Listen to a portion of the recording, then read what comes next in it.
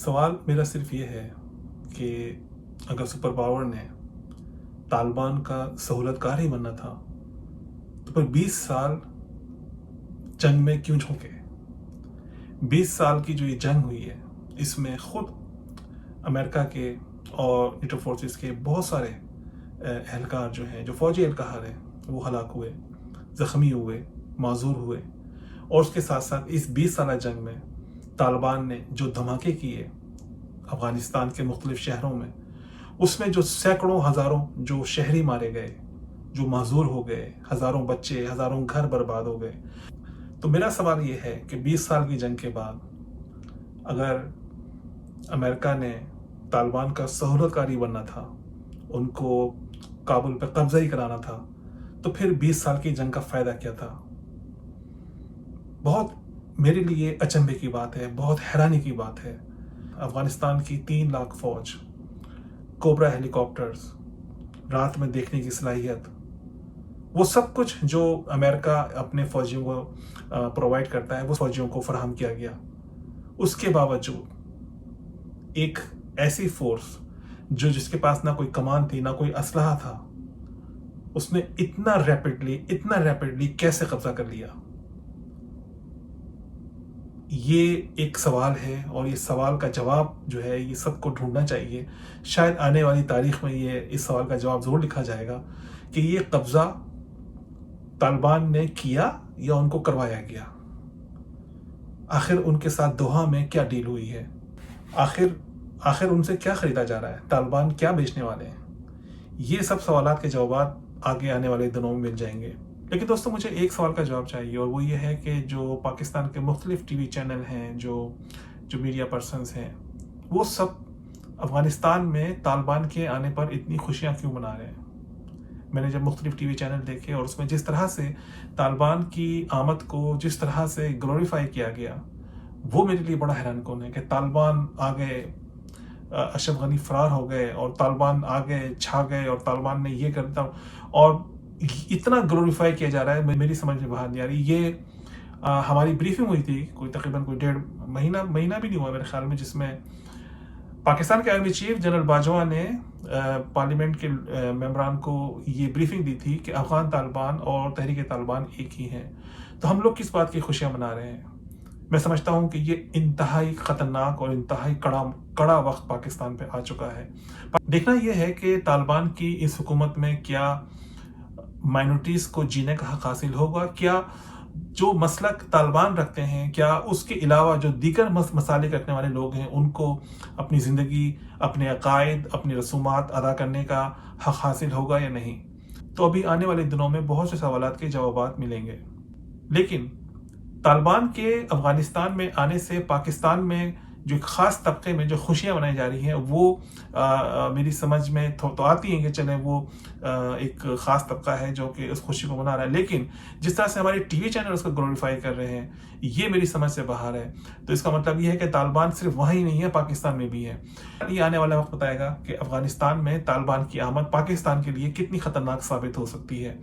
दोस्तों, अब जिस तरह से तालिबान की हुकूमत आई, ये जितनी स्पीड से आई है और ऐसा लग रहा था कि शायद इसमें 6-7 महीने लगेंगे, लेकिन जिस तरह से वो आई है ये बहुत ही मेरे लिए हैरान कौन है। और सब लोग गला फाड़ फाड़ के चिल्ला रहे हैं कि अमेरिका को शिकस्त हो गई है, अमेरिका, और पिक्चर खींच रहे हैं कि उनके हेलीकॉप्टर निकल रहे हैं। मुझे नहीं लगता कि अमेरिका को यहाँ कोई शिकस्त हुई है। अमेरिका सिर्फ इस खित्ते से अपने आप को निकाल रहा है। उसकी वजह यह है कि दोस्तों कि इस 20 साल के अरसे में चाइना ने बहुत तरक्की की है और चाइना ने वन रोड बेल्ट का जो मंसूबा शुरू किया वो अमेरिका के लिए बहुत ही अलार्मिंग सिचुएशन थी। तो मैं समझता हूं कि अमेरिका ने अपने आप को एक झंझट से निकाला। और मैं इतना समझता हूं, जहां तक मेरा अपना ज़ाती एक आइडिया है, वो ये है कि इतना पैसा जो था, जैसे कभी मैंने हिसाब लगाया तो 88 बिलियन तकरीबन डॉलर जो थे वो अमेरिका ने खर्च किए अफगान आर्मी के ऊपर इस तमाम 20 साल के अरसे में। तो मेरे ख्याल में मैं ये समझता हूँ कि शायद अमेरिका ने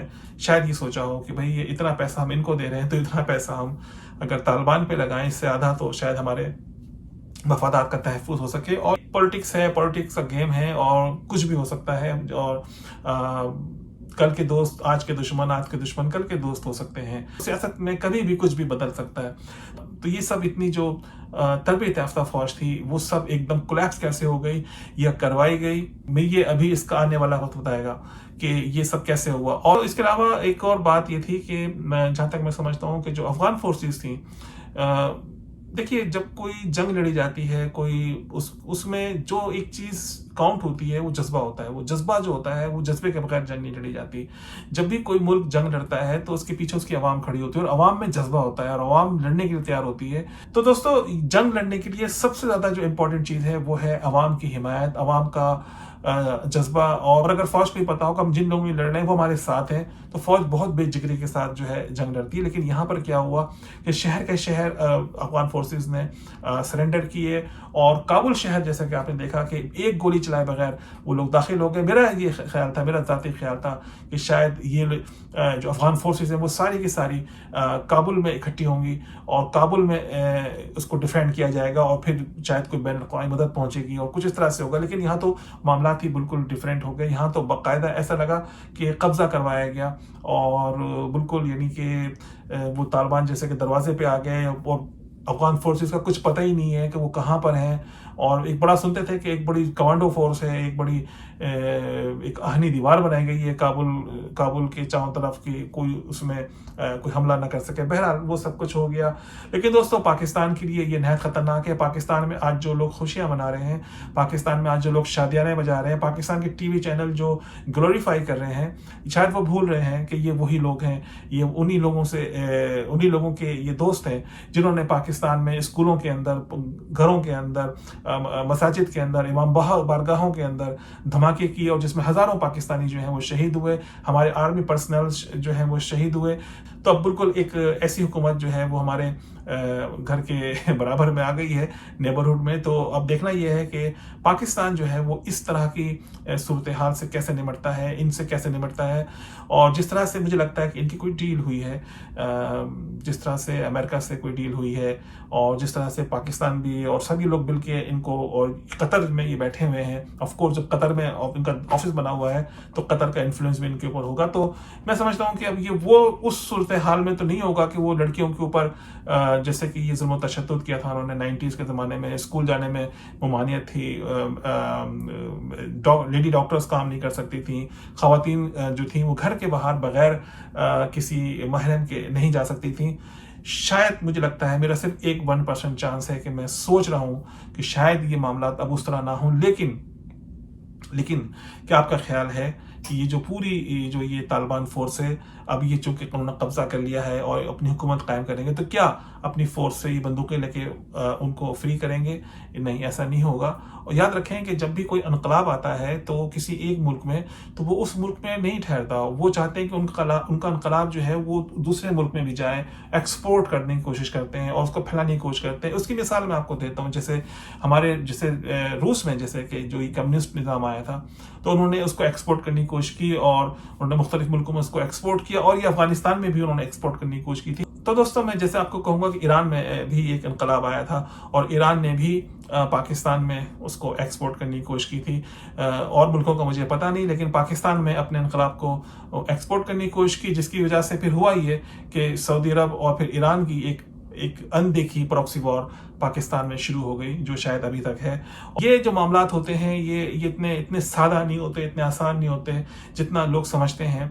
आज पाकिस्तान में बहुत खुशियां लोग मना रहे हैं और बहुत ही ये सोच रहे हैं कि मुझे नहीं समझ में आ रहा कि मुल्क हमारा नहीं है, वो अफगानिस्तान, निज़ाम हमारा नहीं है, वो लोग हमारे नहीं है, तो पाकिस्तान के चैनल जो हैं वो क्यों इतना ग्लोरीफाई कर रहे हैं, वो क्यों बढ़ा चढ़ा के पाकिस्तान के अवाम को क्यों बेवकूफ़ बना रहे हैं। मुझे नहीं समझ में आता कि क्यों इतना उसको ग्लोरीफाई किया जा रहा है। तो दोस्तों मुझे समझ में नहीं आया कि ये 20 साल की जंग जो हुई, ये दहशतगर्दी के खिलाफ जो जंग थी, और 20 साल के बाद एक सुपर पावर उन्हीं दहशतगर्दों की सुनतकार बन जाती है। बिल्कुल मेरी समझ से ये बाहर की बात है कि वो तालिबान जो थे वो कब्जा करते रहे और कोई अमेरिका ने एयर स्ट्राइक भी नहीं की, उनको रोका भी नहीं। तो अगर आखिर में यही करना था तो हम 20 साल क्यों करते रहे? और 20 साल में जो इतने ज़्यादा उनके शहरी हलाक हुए हैं जो अफगानिस्तान के, और 20 साल में जो अमेरिका के जो फौजी हलाक हुए हैं, आखिर वो सब वो किस बात के लिए हलाक हुए, किस बात के लिए वो शहीद हुए? ये एक सोचने वाली बात है। और अगर तालिबान को ही कब्जा कराना था तो फिर ये सब जंग लड़ने का क्या फ़ायदा था? تو دوستوں یہ ایک چھوٹی چھوٹی میری گزارش ہے، اور وہ یہ ہے کہ پاکستان میں جو چینل جو ہے اس کو گلوریفائی کر رہے ہیں، اور جو اینکر اس کو گلوریفائی کر رہے ہیں، میں سمجھتا ہوں کہ ان کو ایک دفعہ پھر سوچنا چاہیے کہ وہ کیا کر رہے ہیں.